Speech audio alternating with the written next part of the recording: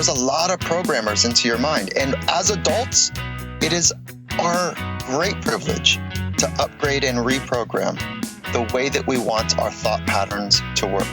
There are no shortcuts, there's no hacks, there's no tricks to living an insightful, high-performing life.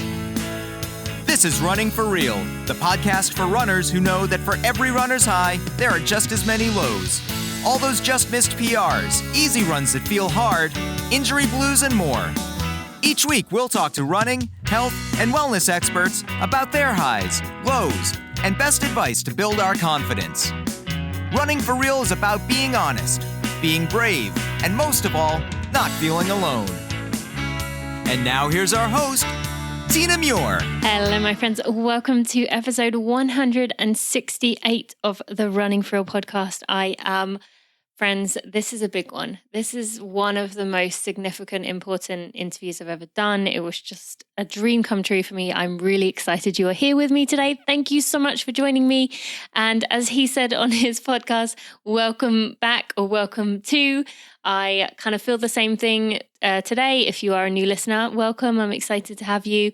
And if you are one of my loyal listeners, thank you for coming back. So last week we had Michael Caporaso of the New York Roadrunners, the CEO and president of the New York Roadrunners, on the show. And that was a wonderful conversation, kind of getting to know the New York Roadrunners, what they stand for. I really wanted you guys to kind of get a glimpse of what they are all about, because it's really important, and they are just such a wonderful group of people, and I really hope you enjoyed that one last week. Now, as I mentioned, today is a special one. I am absolutely honored to have Michael Gervais on the podcast. I have admired him for many years. And friends, I kind of embarrassingly make that a little too obvious in this interview. Before I started recording, I just went off to him telling him how much I appreciate him and just I'm so thankful for him. So I definitely embarrassed myself. But at the same time, you know, he is all about being yourself. And that is me. When I meet someone and when I talk to someone who I really admire and look up to, I'm going to shower you with compliments and I'm going to tell you how I feel, because I just feel so grateful. So I was myself. We had a wonderful conversation. I don't want to spoil anything, but there is just so much good in this podcast episode. I cannot wait to hear what you think. He is also generously, you will hear us decide this in the episode, generously decided to give away one of his course spots, Compete to Create. You will hear us kind of talk about this, and I'm actually doing a giveaway for it. So make sure you go to tinamuir.com/mastery. That's MASTERY. So tinamuir.com/mastery, and you can enter to be the winner of Michael's Compete to Create course, which is worth $499. So go do it, because that's, you know, a huge giveaway, and he's very generous to be giving us that. I will tell you more about that later in the show. Let's go meet him. Thank you to Generation UCAN for sponsoring this episode of the Running for Real podcast and for supporting me for all these years. As we move into 2020, I am honored to still be working with this company. It still features in my life every single day. I have one of those peanut butter chocolate bars. I love them. They taste good. They are perfect for just going straight out the door with. They don't upset my stomach, even if I eat them right, you know, as I'm going out the door. They are just a wonderful product. And the powders, there is a during race or a pre-race fuel. You do not have to use these instead of gels. Yes, that is how I use it. I only take UCAN during my marathons and my half marathons. I just rely on that alone. I can't stomach the idea of gels anymore. However, you can also just take it before your race. You can take it on the start line in the hour beforehand. You can put it in a regular plastic bottle and then put that in a recycling bin, please. Put it in a bin before you go out into your race. You can also take the bars the morning of the race. And like I said, you can use it like I do during your races. They also have a powder which can be put into smoothies, a protein powder, I should say, that can be put into smoothies that you can take after your run if you're not quite ready for something else. And especially when our stomach is upset, it's going to get you some calories, it's going to get you some protein, and it's going to get your body starting that repair process without actually having to eat a full meal if particularly your stomach is upset. And as I said, this does not upset the stomach. I've only come across about 2 people in my life out of thousands who have really had any kind of problems. It really is the best thing. It's a slow release. There's no sugar highs and sugar crashes. It's just a slow release energy, and it really just is a wonderful product. Now, if you have not used Generation UCAN or used this code yet, even if you have purchased from Generation UCAN before, if you go to generationucan.com, you can use code TinaMuir25 and get 25% off your order. So go get yourself some bars, go get yourself some powder and add it into your life. You will not regret it. Michael Gervais, I can barely believe I'm talking to you right now. My tribe is just going to be as excited as I am for this. They've heard me saying for years that you are the person I wanted to interview. Although I have to admit, Brene Brown was above you. So if I get to interview Brene Brown, yours may be pushed down the list. Is that okay? That's great company. I'm yes. delighted. You were number 2. Brene is number 1. But I am honored to have you here. Thank you so much for joining me. Oh, thank you for having me. And congratulations on your body of work and what you've done and what you stand for.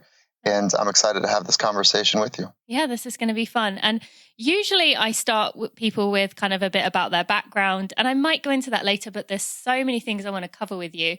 I'm going to start with, this is going to give away when we recorded this, but I'm going to start with a tweet or an Instagram, I can't remember where you put it, post that you put up yesterday. And I saw it. And one of my friends, Elizabeth, who knows I'm a big fan of yours, she's also a big fan of yours, also took a picture of it and sent it to me. And it was basically, the premise of it was these football players, American football players, who were kind of doing their victory dance, if that's the right term for it. And the thing you said at the end of the post was having fun in a high pressure environment is, well, fun. Now, for most people in a high pressure environment, especially for those players, but even someone listening who may be training for their race, it's a high pressure environment for them. Yes, there may not be hundreds of thousands of people watching, but it's pressure for them. How could that ever be fun to be, preparing for this stressful moment? So explain your reasoning behind that, because I think that kind of sums you up really well. Oh, cool. There's so much I want to say about that. Like, one is, let's go way upstream for a minute. And I can't escape, my background of being a performance psychologist is, if we oversimplify how the mind works a bit here, there's 2 basic types of thoughts. There's thoughts that create constriction and thoughts that create space or expansion. And, what are the things that happen for many people that are highly skilled is they have a thought pattern that creates constriction going into an environment. Call it a high pressured environment, whatever that means to somebody. That can be an intimate conversation with a loved one. That can be a race. That can be whatever it is, right? In a boardroom, doesn't matter. And if the thought patterns are creating constriction, well, we're going to tighten up. And when we tighten up, our physiological DNA is basically in the brain saying, hey, listen, I know what this is. This is fight or flight, freeze or submit. This is the danger stuff. Oh, okay. Well, geez, we can't have fun during that. There's no fun during that. And then, so it doesn't mean that life is about having fun, but it's a core attribute that I want to live with. It's a value set that I enjoy, and there's so much freedom in fun. And we watch kids laugh, and and we're reminded oftentimes that when we watch a kid laugh and they watch us be serious, that they must say to themselves, like, I don't know if I ever want to be an adult. Yeah. Like, you guys got it wrong, So it's a fun way for me to think about being free and exploring and having some virtues in place that we're living by, rather than living by the expectations or standards in the environment. Let me clarify that. Is that what I've come to learn is that I think one of the marks of truly powerful humans is that they don't let, that's a perfect, important word, they don't let the environment dictate their internal world. In return, they're so clear about how they want to live their life in any circumstance or condition that they dictate their experience in life rather than the environment. And I say that thought with the depth of compassion for people who suffer and are in environments that are horrific. And that thought that I'm not going to let my external environment dictate my internal takes time. It takes incredible internal strength to master those thought patterns, to master the awareness required to pivot and adjust to threatening, hostile, rugged, high stress, high pressured environments. And do you think all professionals at that level are able to do that? Or do you see a lot of athletes who do see it as, I have a job to do. This is what I need to do this and this and this, and that will lead to that. And then it'll be complete. Like, do you see that? I've seen so many athletes that have like what I refer to as like golden handcuffs, is that they are, let me tell you a story. There's an athlete that I spent time with who he was a cage fighter in the UFC, and he won a lot. And he would say when he's in the cage, he's got his blood and somebody else's blood on him, and it's at the end of the fight and his hand is being raised and the belt is being put around his waist.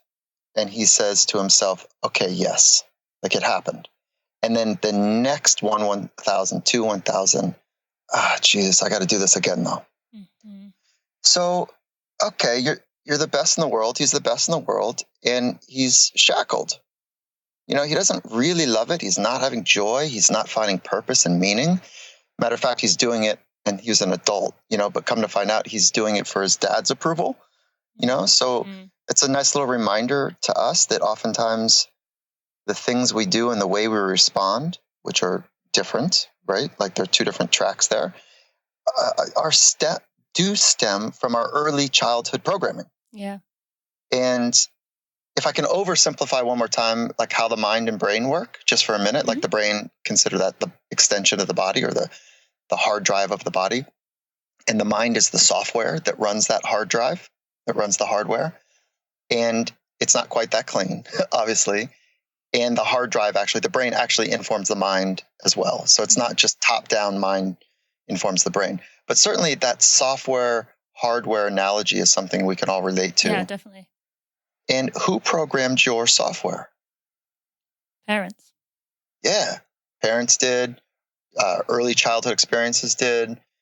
Religious frameworks did. Government frameworks, local ideology on the block, if you will, did in some cases. Fitness magazine, maybe for you, like pop culture. Like there's a lot of programmers into your mind. And as adults, it is our great privilege to upgrade and reprogram the way that we want our thought patterns to work. And that takes real effort. There are no shortcuts. There's no hacks. There's no tricks and tips to living an insightful, high-performing life. There are none.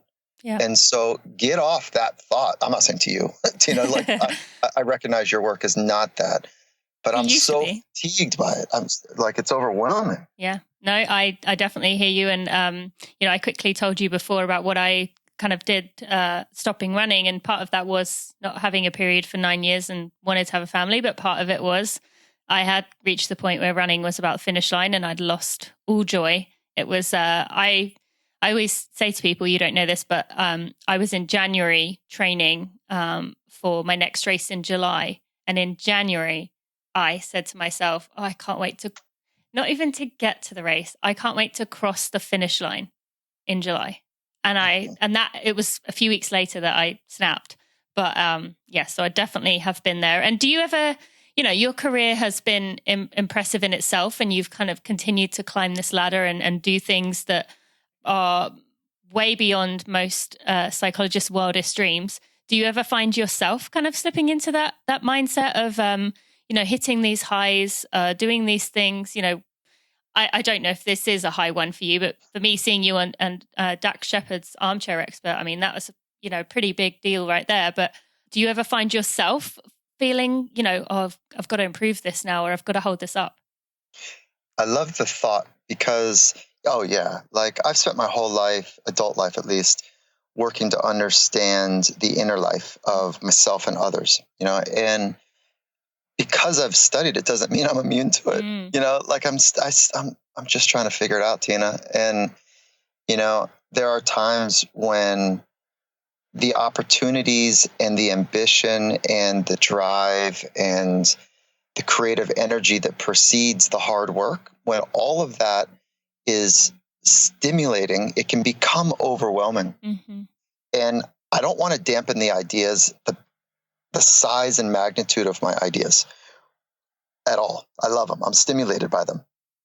However, to turn those into reality creates a lifestyle that is challenging. Again, it's stimulating, but there's great challenge. Now, you would recognize from maybe some other things I've said is that I'm choosing this life. Mm-hmm. And there are times that are overwhelming. And the dark side, I don't think you're ready to talk about it, and your community certainly is. But most people are not ready to talk about the dark side of exploring potential. They're not ready to talk about the deep costs. And we say we want to live our quote unquote best life and explore our potential and fill in the blanks, this Instagram glossy look. But the cost of that, if you knew, no, you do actually know. If most people knew what you and I know about what it takes, they probably would not be pushing their children. Mm-hmm. Rather, they would be creating as much space as they can to help them figure out, like, how do I fall in love with life? Yep. And yeah, it happens for me. And my great cost, is time away from family. Mm-hmm. And it sounds like it's a first world problem. Okay. Yep. So I'm not lost on that, but I really value relationships, evidenced by the life and the work that I've chosen. And, can you hear my 14-year-old voice coming out? I completely lost my voice just like 3 days ago. So sorry for the cracking there. But I've created a life where relationships matter, and at what cost? Like my most intimate relationships sometimes. So that's where I struggle. How do you find peace with that then? Because that's like, we talk about things we want to do, we talk about the success and all these things, but relationships, you hear it as the old man dying on his deathbed says, the relationships are what matter. So how do you give yourself peace with that, knowing that, because I struggle with this too, same thing. I really want a career. My career is important to me, but family, it's, if whenever I'm going at my career, the guilt, I feel that guilt for leaving my family, not being there for my family. So how do you allow yourself to kind of forgive yourself for that?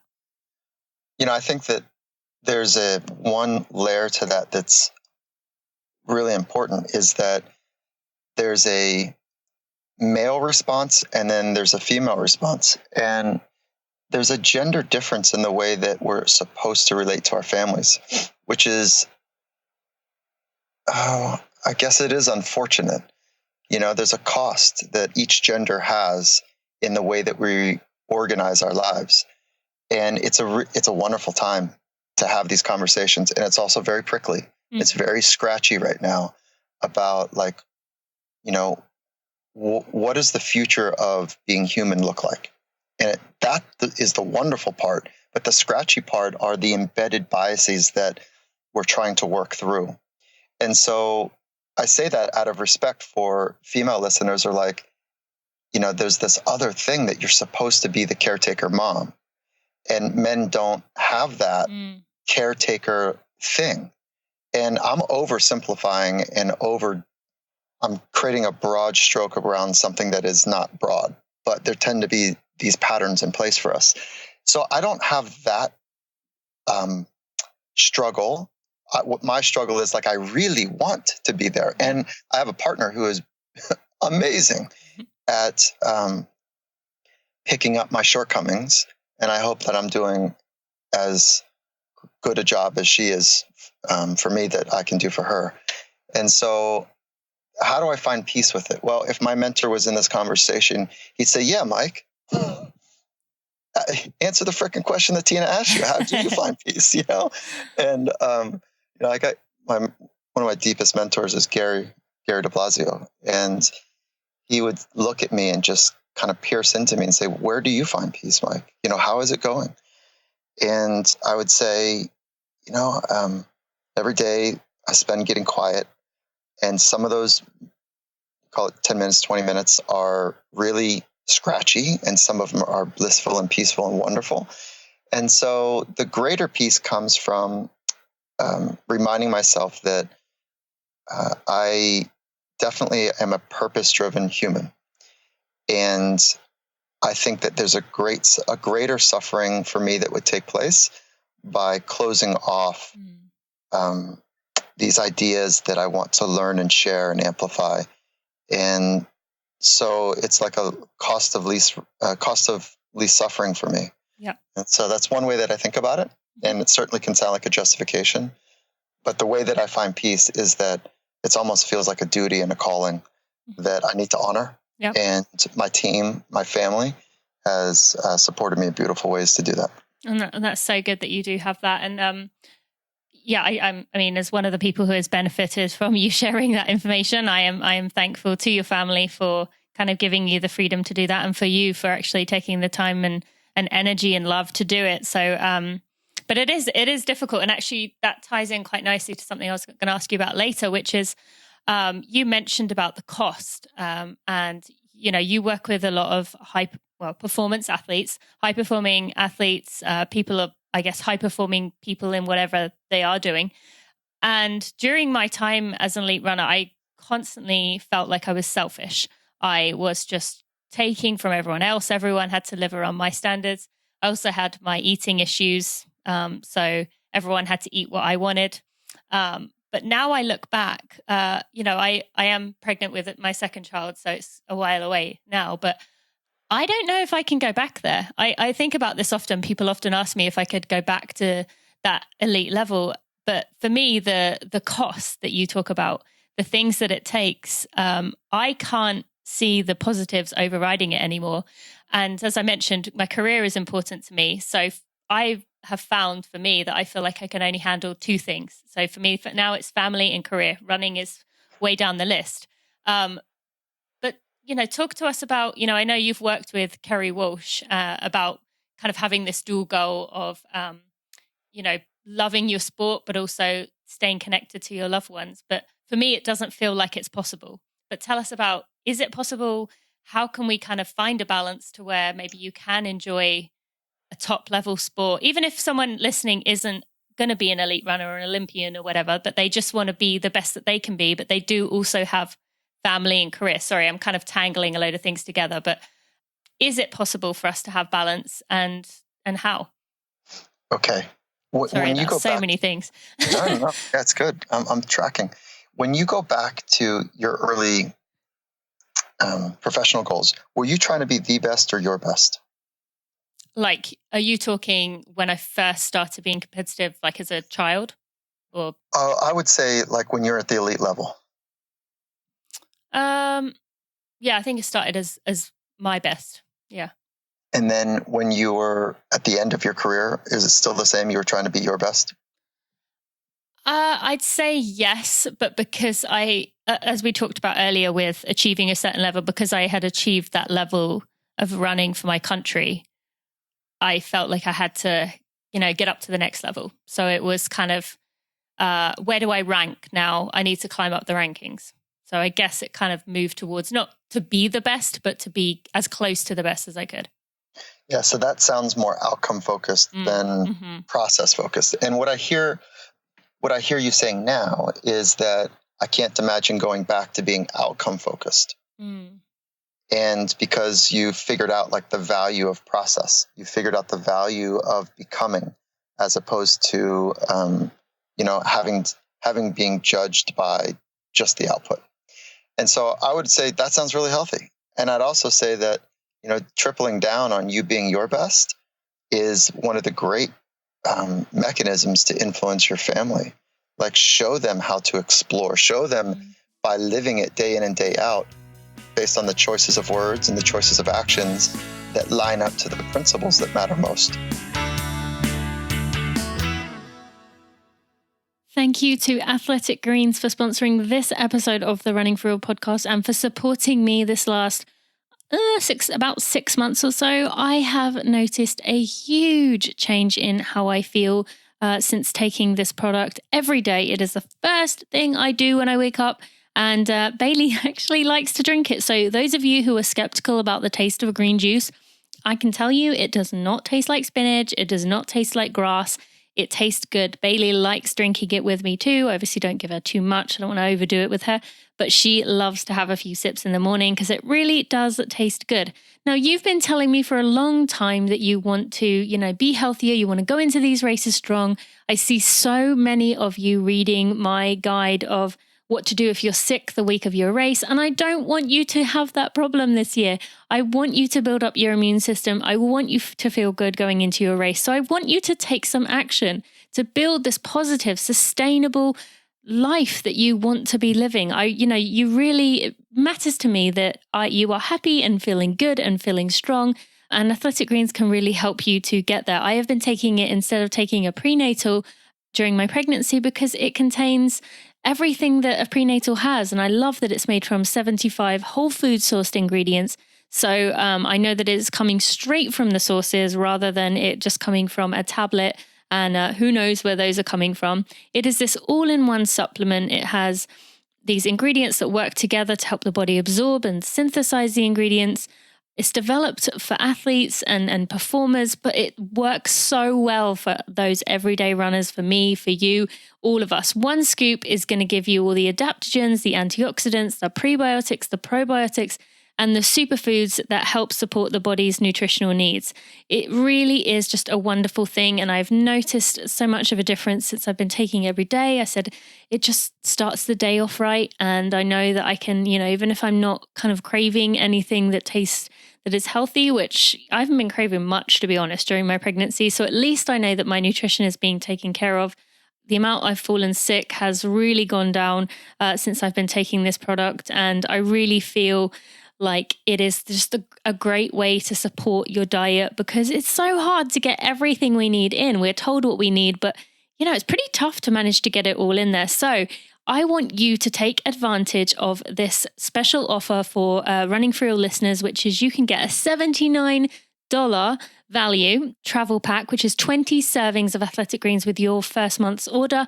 That's a really good deal. You can take those travel packs with you on vacation. You can take them race week to make sure that you are going into your race healthy. You can find that at athleticgreens.com/Tina. That's athleticgreens.com/Tina. And you will get a $79 value free travel pack with your first order. What I hear you saying now is that I can't imagine going back to being outcome focused. And because you figured out like the value of process, you figured out the value of becoming, as opposed to, having being judged by just the output. And so I would say that sounds really healthy. And I'd also say that, tripling down on you being your best is one of the great mechanisms to influence your family. Like show them how to explore, show them by living it day in and day out, based on the choices of words and the choices of actions that line up to the principles that matter most.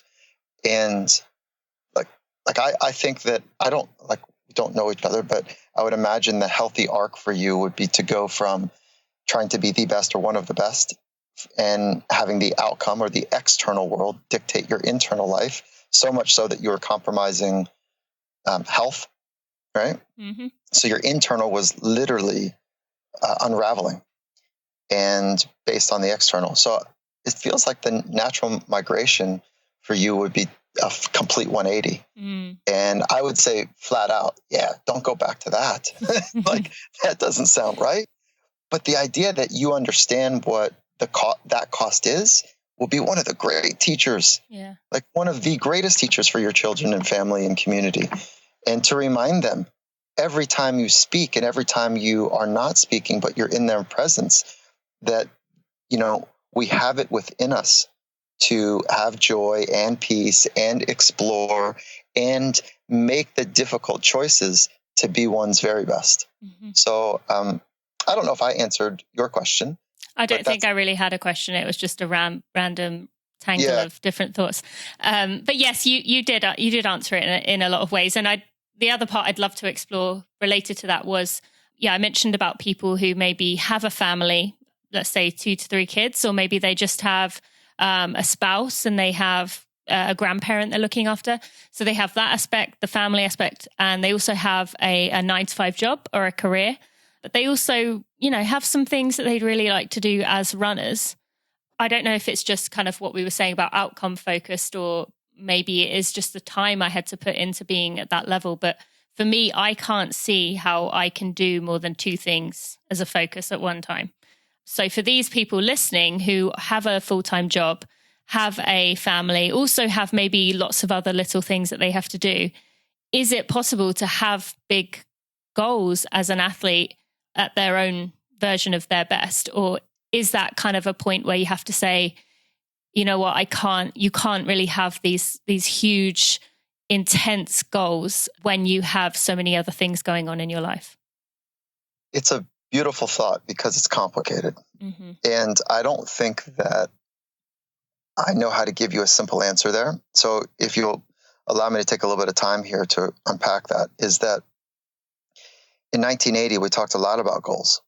And the science was like, have goals written down and have them be this, that, and the other, clear and SMART and all those acronyms. And you're probably really familiar with that: specific, measurable, attainable, all that stuff. And, it's so mechanical. So I think that it's falling short to the delicate way that you are approaching the subject, which is, delicate in the right way, which is, can we really do it?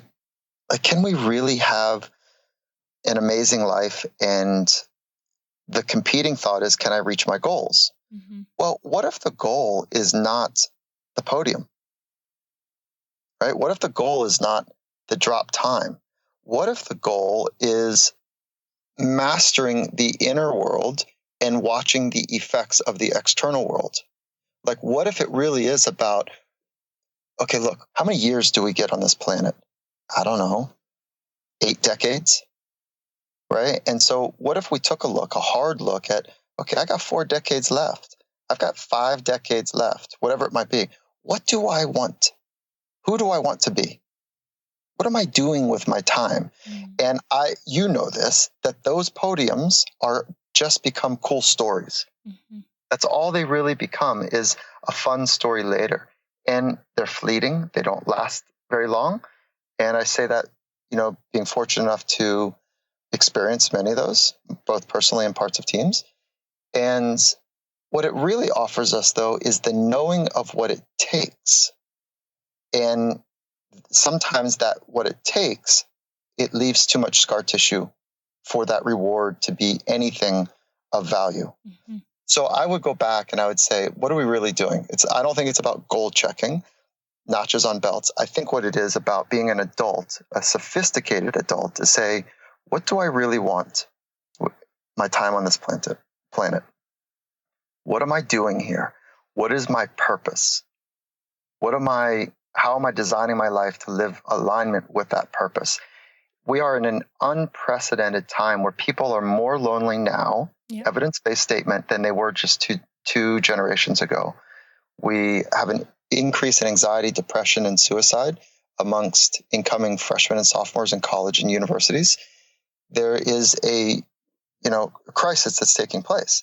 Okay, well, let's take advantage of some of that data and those trends and say, and use this adult mind that we have to discern and ask the big questions in life. Who am I? What is my purpose? And how am I going to design the way that I choose thoughts and words and actions to live in alignment with those greater purpose and values? So I think that's the big work. It's not like, can I only do 2 things? That when you say that, I'm like, oh, that sounds so limiting. I think you can do all things when you're living in alignment with your values and purpose. Okay. That definitely makes sense. And breaking it down to 2 does make it like, wow, family should always be there. So that basically leaves you 1, which, I can see is very limiting. And just for someone listening who is thinking, because, I after all these years, I know my listeners so well, and they're thinking, okay, but like, a 20-mile run every Sunday might take me 3 to 4 hours. And that's taking 3 to 4 hours away from my family. That's taking 3 to 4 hours away of other things I could be doing. How do I know if that's worthwhile time investment for me if I'm not going to get a big goal or a big personal best or a Boston qualifier out of the other end? That last bit is the trap. Here's the answer. Like, if I'm going to take 3-4 hours on a Saturday to get my long run in, am I a better human because of that? Not, and I don't mean like I'm more fit, but when I'm get back in my car and I get my hydration and fuel right, and I get my shower going, and I got my recovery strategies, and I'm around my family, am I a better human? Do I know more? Do I feel more? And am I more engaged with people? Take that 3 hours. Take that 4 hours. Like, that's really required work. And if you're not, because you're overtraining, under eating, anxious about time away, then you're not a better human for it. Stop it. Or rearrange the way that you're thinking about exploring life. Right. And that goes back to the kind of the first part of what I was talking about. So there is the conflict for many of us is when I'm at work, I'm thinking about family and running. When I'm running, I'm thinking about family and work. And oh my God, be where your feet are. Be right there. Yeah. And so when you're done with the activity at hand, you feel fulfilled. It's like I'm living in alignment. And that's the beauty of having the resources to design life. And not everyone has it. Yeah. Tina, like, we're talking about first world problems, right? Yeah. Not everybody has this luxury. And so I think it's really important to recalibrate. Like, you have air conditioning, you have a fire alarm in your home, or maybe you don't have air conditioning, but like, you've got resources, a refrigerator, this, that, and the other that we're taking for granted. And it's all great. I love that you have those. Like, me too. And so it's just important to level set, to remind ourselves that values and principles and alignment of philosophy is foundational to any activity that we do. So good. Thank you so much. Now, I just want to touch on, as I have done an episode on suicide in the past, and depression. And this is something that I personally am quite interested in seeing what we can do about this. You mentioned about the isolation, and especially in young adults. How much of that do you think is not social media to blame, but it's so easy? I had Jeff Warren on my podcast a few weeks ago. I don't know if you know him. He's worked with Dan Harris for 10% Happier. And Dan's work is awesome. Yeah. I think they co-wrote the Meditation for Fidgety Skeptics together, but which I love.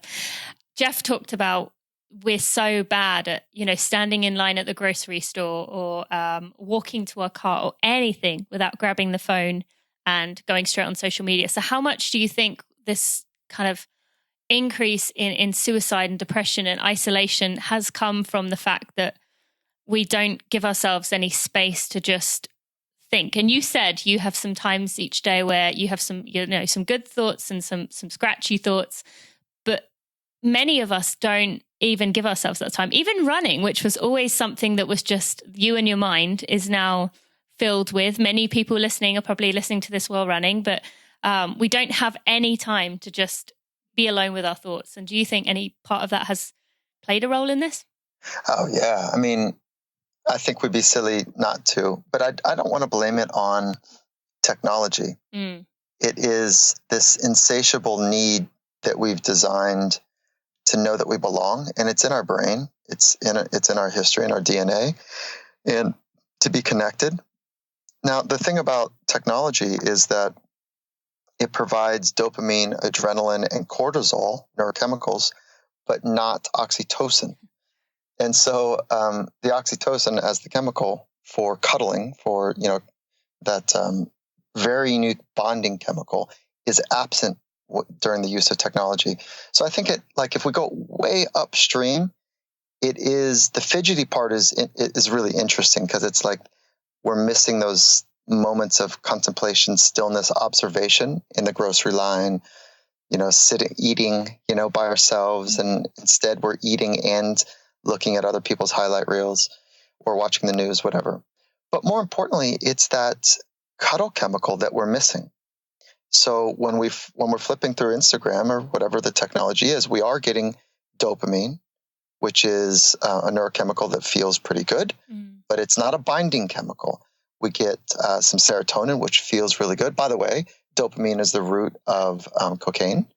And so take cocaine, you get lots of dopamine and cortisol, and adrenaline. There's all that mixed in, but it's not dampened by the oxytocin. And so that's, I think, like if we look at the brainstem and kind of the brain issues is what I'm more interested in than the idleness, filling the idleness of time. Yeah, that makes sense. Yeah. Mm-hmm. But definitely what you're picking up on is a thread that is very important. Mm-hmm. And so how do we inoculate that a bit? I think mindfulness, meditation practices are almost becoming a requirement in modern living. Yep. And I will encourage people to go back to that episode with Jeff Warren. If you are not convinced on meditation, you will be after you listen to that one. Okay, so I just want to talk a bit about, your podcast, Finding Mastery. One of my favorite podcasts. It feels awesome. Like you are, I mean it, you are listening in on a session. And the one that above all, I've listened to many of yours and I really like that you keep digging at people. You've had quite a few guests who maybe have kept kind of dancing around the point and you kept going until they finally like cracked open and said what they kind of were thinking all along. And I love that part of it. And I definitely encourage people to listen. But it really came through a lot with Des Linden as well. Not that she was kind of skating around the point, but Des, in most interviews and most things that people listening would have seen with her, she's very kind of she's funny and she kind of has her kind of sarcastic remarks, but we don't ever really get to see that side of her that you managed to bring out, which I thought was really special. And Meb, you had Meb on there as well. But Meb's usually pretty good at opening up and saying things right from the start. But tell us about, I've said those are some of the highlights that the runners may like. There's also like David Goggins, Adriana Huffington. There's a whole host of people that people could listen to. But which interviews challenge you the most as someone who does like to kind of get through and find out, you said about kind of coming from childhood, that software that's set up early on. Which interviews do you find the most difficult, or which, type of successful person do you find the most difficult? Yeah. So let me say thank you for listening and being part of the learning community. It's been a joy and an honor. It's been a joy to have the conversations and to explore, and then an honor to be able to celebrate some of the most extraordinary men and women on the planet that, and not honor them from like the podiums that they stand on or the extraordinary, companies they've built or whatever, but really like the courage that they have to explore. Mm-hmm. And so I'll start with the most fun, and then let me talk about the most challenging. So the most fun conversations are people that have been through something, whether it's like addiction or it's like a brokenness. It's the full commitment to go the distance and the mistakes they've made, and then the process of reintegrating to a healthier way, or a way that is less kind of destruction and selfishness into something that's more gracious and giving. And those are my favorite. It's like they've done the internal work. They're really crisp and clear about how hard it really is and how wonderful it is. And, like those are my favorite. Mm-hmm. And the fun ones, like right up from that or right down from that, like not the most dynamic, but the fun ones are when people are really open. They're earnest. They're doing some stuff. They push against some boundaries. They've had some struggles here and there, and they usually don't talk about those. And then they find this incredible freedom to actually, when we double click or triple click into something, that they go, yeah, here's the real stuff now. Yeah. And I haven't talked about that before. And then after the interview, like when the mics turn off and they look at me and they say, that was so hard, so wonderful. That was the most intense conversation I've had. Yeah. Thank you. And like, I learned so much. And it's like being in that, call it magic, that unlocking with another human is wonderful. Thank you to Vital Farms for sponsoring this episode of the Running for Real podcast. Friends, I could not be more excited to be working with Vital Farms. I've been a big fan of their products for many years.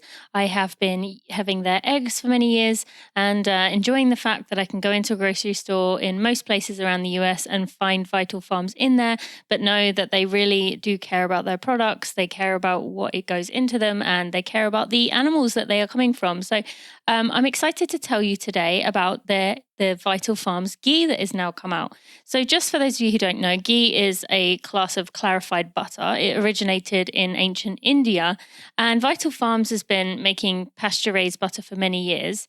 And then they believe that great ghee starts with better butter, which makes sense, right?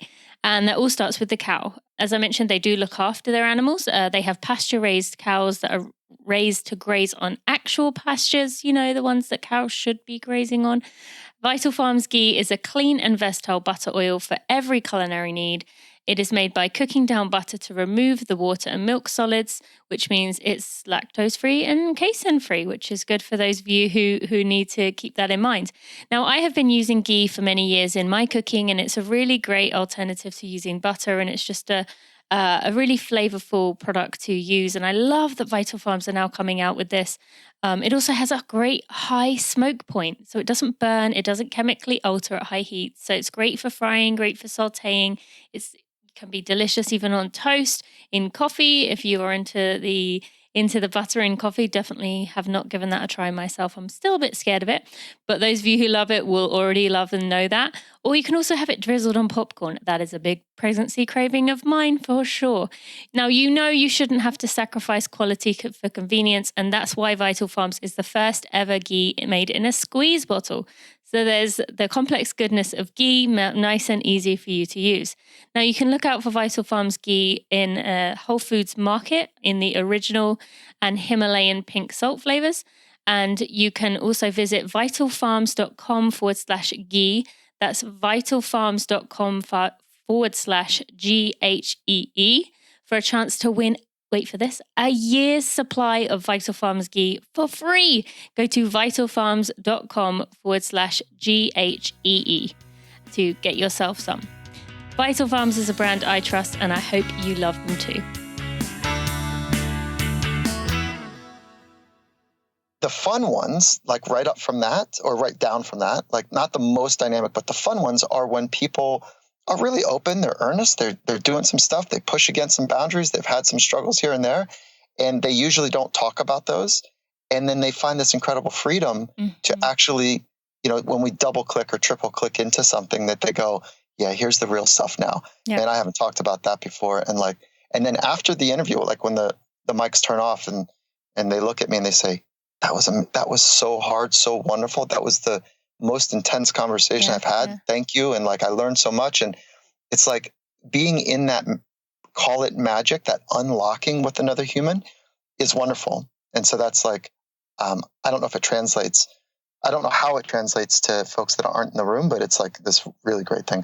And then the most difficult are the people that are incredibly cagey, and they've got their media mind on, and they don't want to really change they're very aware of the space that they occupy in the zeitgeist of on the planet, and they don't want to change or alter that position. So they are monitoring their words in a way that is for the others, the people not in the room. And it's like they're what just people want to hear rather than yeah. It's what their marketing person told them to say and not say, like that type of thing. And then they're that's one of the more challenging. And listen, no one's going to go somewhere that they don't want to go. And so if they don't want to go somewhere in the conversation, it just becomes kind of flat. And I've had probably 5 or 6 conversations on the podcast that I said, I'm not putting that up. And it was just, I don't know, it just wasn't authentic, Yeah. And I ended up my team and I would wrestle through it, and they'd listen to it independently, and they're like, you know what, they're still good in there, Mike. And I put it up, and who was one of those was Alex Hanold. And Alex he's a free soloist. I don't know if you're familiar with his work, but he climbed El Capitan, 3,000 sheer feet without any ropes or any assistance. And so if he makes a mistake, he falls likely to his death. And I think he's the most significant mind in sport right now because of the commitment that he takes and the command that he has of his inner life. And I was fortunate enough to sit down with him, and the amazing insights, but I couldn't get even one level in. And so at the end, I was like, Alex, dude, that was really hard. And he goes, he knows, Well, that kind of makes sense though with what he does. Like, I don't want any help. This is me and my journey. I'm climbing this thing. If I fall, that's my fault. Like, yeah. And he's got these incredible barricaded, internal, external boundaries there. And so when I look at that, I can say that was difficult. It was hard. I'm not sure really what I learned other than that's how he works. And that's why he's so great. So he didn't let the external, being the interviewer, me, dictate or over influence his internal. Like, he knows. And I've got a lot of respect for him. So do you think any part of him will need to kind of let that out at some point? Maybe, when he's winding down on things, he will, like, do we all need to kind of express those vulnerabilities to speak them out? Like, I've always struggled with this because I've always been someone who's very vocal about my vulnerabilities. I'm open to talk about anything and everything, but I've always felt like, how can you not want to take that weight off your shoulders and talk about things? But do some people just not need to do that, like him? It's a cool question. I don't know. I mean, I think that, you and I, who have an appreciation for the dynamic nature of psychology, would say, you need someone. Are you writing? Do you have a psychologist or, a partner that understands the intimate life? Like, we would say that. I don't know if that's for everybody, but I can't imagine life without a way to explore. And the only way I know how to do it, and this is most, is by putting words to things. And those words can be written in a private journal, or they can be with a true master, whether it's a psychologist or a wise man or woman, or it's somebody that knows you at the most intimate levels. And that vulnerability, honesty is, the nature of the relationship. So I think that we all benefit from that depth of intimacy. And it can be an N of one, meaning just you, or with others. But I don't know. I think he knows himself pretty well. Yeah. And I think that, does he need to share it with others? I don't know. Yeah. Yeah. Well, I guess we'll find out in the future whether he continues to work that way or lets it out eventually. So, related to that, you said about having some people who, really struggle to kind of let their guard down, talk about these things. And I've had some interviews over the years with athletes in particular that I've really struggled to get them to kind of show that side of them that maybe even I have seen, but they don't want to present it. And you just have this ability of being able to get people to do that. Maybe not in the case of him, but with everyone else that I've seen. And there's been so many times when I've been listening, I've been running, and I've heard you kind of pushing someone, and I'm like, answer his damn question. And then eventually they do. Like, they finally word it in a way that they finally get what you're saying and are prepared to do it. And it is wonderful. So I definitely recommend to people listening to it. But the whole premise of your podcast is to, focus on these people who have become masters or the best at their sport. But when most of us think of psychology, we also often think about something's wrong. How do I fix this? Psychology is just for people who are messed up and need some help, which is absolutely not the case in any way, shape, or form. But why should we be looking at people who have done well and, really reached the top of their craft and see how it can apply to us? Because it's very easy for someone like my listeners to be like, well, that's all good for them. They're just the best at what they do and they are good. But how do they help me? How does learning from the best help me as an average Joe person? Cool question. As the human experience, there's only three things that we can train. We can train our craft, our body, and our mind. I could have said that back to you, by the way. Yeah, I know. You I've heard you say that so many times. Yeah. Carry on. So it's like they are reminding us. We make a mistake if we look at the extraordinaries and celebrate them only for the podiums that they stand on. That's the mistake. The deeper opportunity is say, how do they organize their inner life? How do they make sense of events? How do they think about their future? How do they, organize their thoughts? Mm-hmm. And then how do they respond to adversity, either internal setbacks or external obstacles? Like, how do they do it? And that is, if there's only 3 things you can train, they are the emblem. They're the beacon for people that have conditioned all 3. Now, that's not always the case because, right now I'm with the Seattle Seahawks, the American football team. And if I can think of 2 right now, there's plenty more, that eat pizza, drink beer, and jump 42 inches. It's like they're freaking amazing freaks. That's not everybody. Most people on the world stage that are world class or world leading are nodding their head up and down that, look, I'm doing the work in all 3 phases. Mm-hmm. And so that's the opportunity. So there's 2 types of psychology, really, right? There's, let's call it abnormal psychology, which is where kind of psychology started, is the medical model, which is the study of the dysfunction of the mind. And then there is performance or optimal psychology. And that's where sports psychology is born out of. How did the most extraordinary thinkers and doers in the world use their mind to explore the edges of the human experience? And so craft to me is agnostic. I don't care what a person does, whether it's, so let me just give some context, is that I've got my professional life is that I've got really 3 main working laboratories. One is I've got private clients, one person a month, and we spend 8 hours in a room in a day, and we go deep, and it's amazing. Yeah, so I didn't know you did that. Yeah, so it's just 1 a month, and these are folks that they announce that they're going to go on tour and they sell out stadiums in 15 minutes.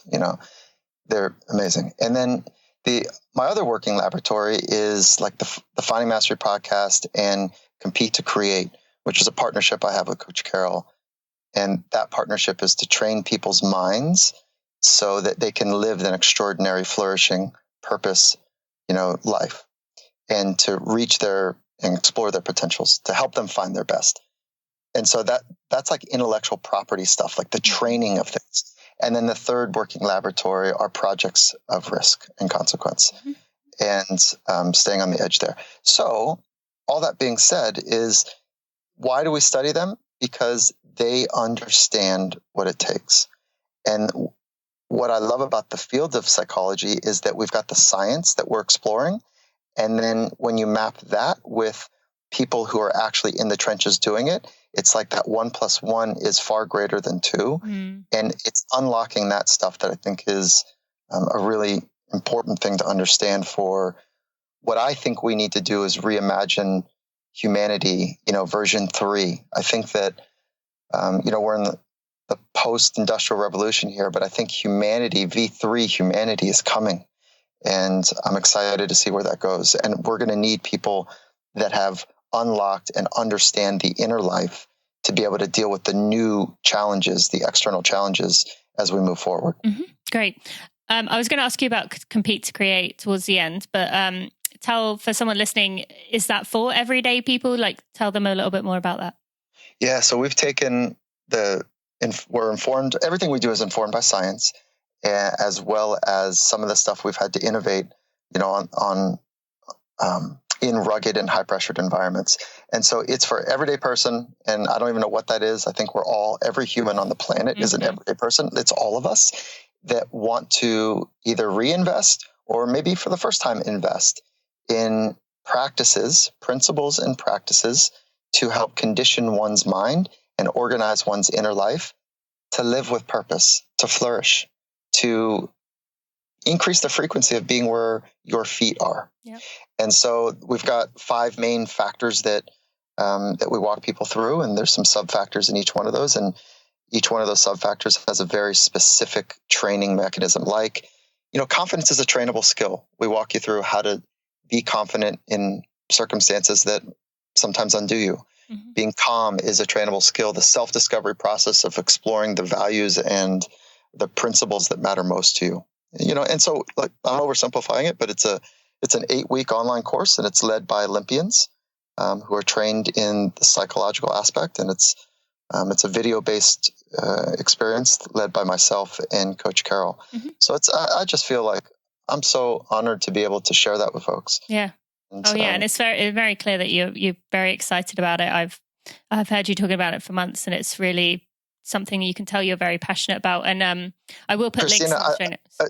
Tina, I'd love to give you a link, and I'd love for you to explore it yourself, no cost. Thank you. Just as a gift, because I know how much you are interested in the psychology of excellence. Yeah, thank you. I appreciate that. And I will put links in the show notes for you guys listening to go check it out and go sign up. Why don't we do this too? Okay. Why don't we, as a gift to your audience, why don't we give them if they put in the code Finding Mastery, let's give them $50 off.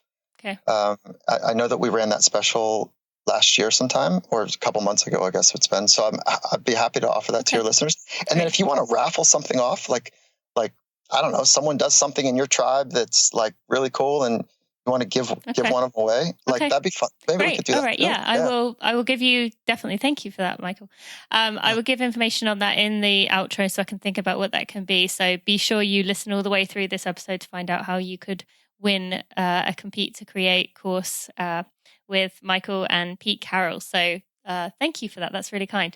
Now, we're going to start wrapping up here, but I just want to ask you, you mentioned there about we're all everyday people. Now, I spend most of my time when I meet runners all around the world, they come up to me and they say, oh, I'm a runner, but I'm slow. And it's always downgrading what they've done. I'm only a 5K person. I'm only this speed. I'm not a real runner like you. And it's not just them. I found myself doing it when I was around Olympians. I would say, I'm only on the edge of the elite field. I don't know if I should be included in this. But why do we do that to ourselves? And, I said to you about everyday people. I say that because I know if I don't word it that way, people will think, oh, she's not talking about me. She's talking about athletes. She's talking about competitive people. Why do we do that to ourselves? Oh, we like suffering, we like to compare ourselves to others. And there's a position of deference in that, that feels safe. And so, so earlier in our conversation, I talked about fight, flight, freeze, and submission. Mm-hmm. And it is a subtle social submission to kind of show your underbelly and say, hey, I'm no threat to you. I don't live in your world. And it's like giving away. It's an abandonment of how hard you frickin' work, of how much you frickin' care about something. Who cares about the outcome? Like, what is the outcome for? You know this, Tina, that like you will not be a better, more dynamic person because you've got 4 medals. That's not it. Yeah. But so why do we do it? Because it decreases our potential threat to other people because we're so busy privately comparing ourselves to other people. Forget about it. It's exhausting. Wouldn't you rather like be able to show up in a conversation and say, I'm so stoked. Like you and I had this conversation earlier. Like, I'm so stoked to have this conversation with you. And it's like, hey, own your life and your body of work and your history. And I'm going to do the same. And let's explore together. As opposed to, I don't match up to you. Why do we do it? Because we're really busy comparing ourselves privately a lot. And that comparison model is very slippery and dangerous. And so I don't know if that's the most eloquent answer. I find this a source of great suffering and pain for myself in my early life. And so it's like this tender spot for me. Like there's a cognitive dissonance and cognitive dissonance is one of the more painful experiences for people when I think I want to be one way, but I'm actually thinking and acting another way. So there's a chance for people that are listening, and it feels like you've figured this out, that there's an incredible freedom to stop caring what other people think of you and to love them at the same time. Mm-hmm. And with that freedom, when you really love someone and you really understand what love is for yourself as well, you stop giving a shit what they think about you. There's this incredible freedom on the other side of it. And so that's my encouragement in this conversation, this part of the conversation, is to really figure out like how love is a verb for yourself and others, and then stop caring what they think about you. Absolutely. You wouldn't believe, in my weekly email newsletter, I spend a big chunk of the weeks, which I actually just kind of write some thoughts I'm having, and people always respond. I get a ton of responses. The amount of time I end up kind of basically trying to be that best friend for someone, like, hey, you believe in yourself, I see what a wonderful person you are, even though I've only got to know little snippets of these people, but the thoughts that they've put in to send me things, or to do things for loved ones, or to what they've given to other people. And I just spend my time trying to say, if you could just give a little bit of that back to yourself, your life would be, whole levels stepped up, because you would finally see what the rest of us see. And, and I don't even see these people to the level their loved ones do. But yeah, so thank you, because that's always something I'm trying to hit home with. And I appreciate your answer there, and just joining me in this battle to make people see how special they actually are. Even if they're not, an elite marathoner or a CEO of a business or whatever it might be. So thank you for that. Tina, can I interrupt really quickly? It's like, you have this great way about you. You have a very obvious, optimistic view of humanity and the future. And you have this very kind approach that is, I think you've had to earn that, because you didn't treat yourself kindly for probably much of your life. Well, my dad is like the biggest pessimist ever in the world, so I've had to fight. And so you've had to earn both of those. Yeah, but then, like, I can see it in your eyes and the way you smile and the laughter that you have and the gentleness, and even in this conversation. So I want to say thank you for creating a space that is exploratory and fun and kind. And I bet that people in your community find you as just an amazing freshness that is a gift in their life. So I feel it. I notice it. Yeah. And the questions you ask are awesome. So thank you for that as well. Well, I'm going to give you your questions back. Oh, goodness. Here we go. The ones you ask at the end. So it's your turn to answer them. Okay. Let's so go. Have you ever been asked them before? Yes and no. So this will be fun. Okay. It's been a while. Yeah. Okay. All right. Pressure comes from? Within. Okay. Yeah, for sure. It comes from within. Okay. And really, do you want me to double click or just kind of go? Double click. Yeah. Quick. Yeah. So it comes from the model that we have, that we might not be good enough if we can't execute. And for most people, it's not a life-threatening condition. It's a perceived life-threatening condition. And pressure for me is this feeling that it's a sensation where it feels like the internal walls are closing in, that I need to think or do something faster and more accurate than I'm capable of doing. And so because of that, there's a whole physiological flood that takes place. And it really stems, I believe, from this experience that if I can't do this, I won't be accepted and I'm not good enough and people won't love me. Damn it. And so it comes from an internal experience. Now, there are external pressures that happen. Like, there are real conditions that if you don't do this thing in the right amount of time, you lose big time dollars, for some people, or you do lose a reputation, which costs big time dollars because you're kicked out of the tribe.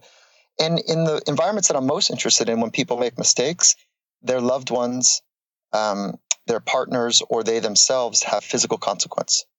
And the reason I'm attracted to those true consequential environments is because it's real. Yeah. And I'm going to say this, like, what pressures does running really offer? Really? And I say that as with the respect of what it takes to do the difficult thing at the end of trainings and the difficult things of end of racing and the really difficult starting of training. But really, what is at stake? Yep. Come on. It's totally psychological and emotional. Yep. Absolutely. So that's great because we can, shit, if you don't finish on a right amount of time or whatever, you still live. We're okay. Yes. I've been trying to hammer that home so much in the last few years since I've come to that realization. So thank you so much. I love that. All right. It all comes down to Now. Okay. Love that. How we enter into this moment, how we experience this moment, and how we transition to the next moment. So it's probably oversaid, but it really, wisdom is revealed in the present moment and high performance is expressed there. And I think, and call it now, our job as humans is to increase the frequency of time we spend in the present moment if we want to experience the depth of the human condition. And so it comes down to now. Yes, love that. All right, success is defined by each person uniquely on themselves. And for me, it is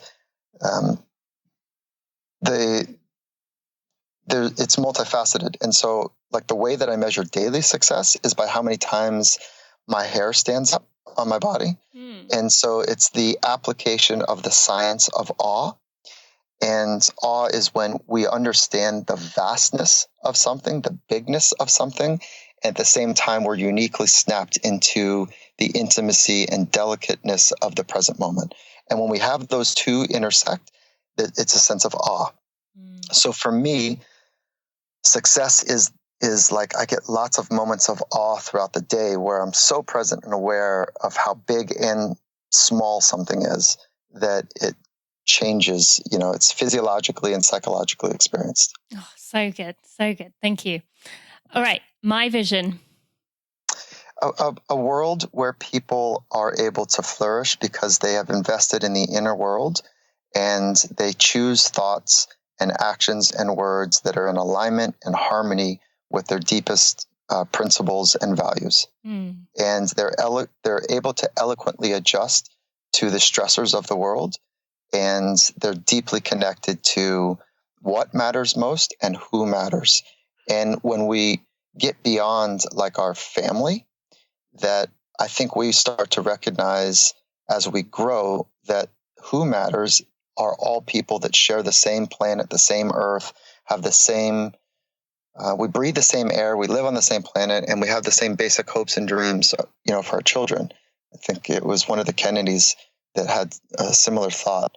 It was first one of our American presidents that said that, and it's striking. So, it's like connecting to other people is one of the things that matters, I think, at the deepest level. Absolutely. I think we're definitely at a point where we're realizing that more and more, like each of us is starting to see the power of that.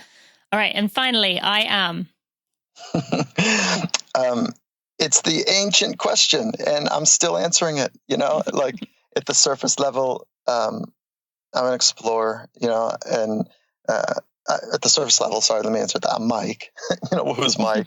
I'm just trying to figure it out, and I want to understand love better. I want to understand how to be present better. I want to understand and live in alignment more deeply. And so, I'm just trying to figure it out. And that right there, my friends, is why I have been talking about this guy for such a long time. And I was so excited. And if you didn't already know him, you will now. And right, if they're going to go follow you, Mike, where do they go? That's great. So there's a couple things. Like, I'm really enjoying social media. And so having fun, like sharing snips of ideas or reminding folks in the communities that I'm fortunate enough to share with, like, to remember the science of psychology is really important, and the application of that science is paramount. And so they can find some of that good stuff, if you will, on all the social media accounts. And so Instagram is at Michael Gervais, and that's Gervais, and findingmastery.net, and wherever podcasts and players are available, like that's a place. Compete2create.net is the business application there. And then I'm also on LinkedIn, Michael Gervais, and Twitter, Michael Gervais. Yep. All right. We'll have links to all of those in the show notes. And I'm glad you spelled it out, because my British listeners, as you know, say your last name a little bit different. Yeah, Gervais. With Ricky Gervais. Yeah, But right. yes. Okay. Well, thank you so much. I just have soaked in every second of this. This has truly been one of the highlights of this podcast. So thank you so much. And I look forward to hearing just how my listeners their lives are changed by you as well. So thank you. Come on, Tina. I appreciate it. And I've really enjoyed the time we spent. So thank you for including me in your community and your mission, and honored to do it. And anytime that you've got a question, let's fire it up. Even if it's for just a few minutes or whatever, let's keep going, because I'm inspired by what you're doing, where you've been, and how you've demonstrated living principle-based. And so I'm about it with you. Thank you.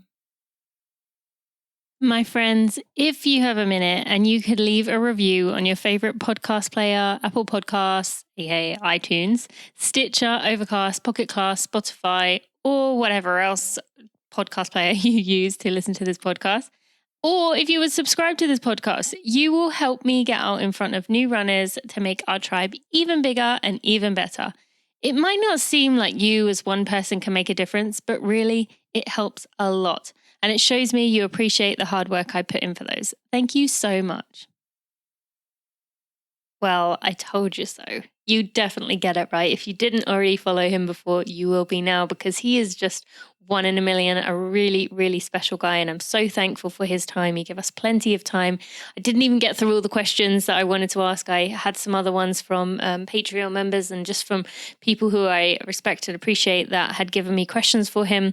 So I'm sorry that I didn't get to your questions, but there's just so much I wanted to ask him about, and I hope you appreciated that one. I definitely enjoyed that one. It was just a really, really special one. Now, I just want to remind you that we talked about a giveaway. Michael is going to give away one of his Compete to Create course spots. So you can enter to win that by going to tinamuir.com/mastery. That's MASTERY.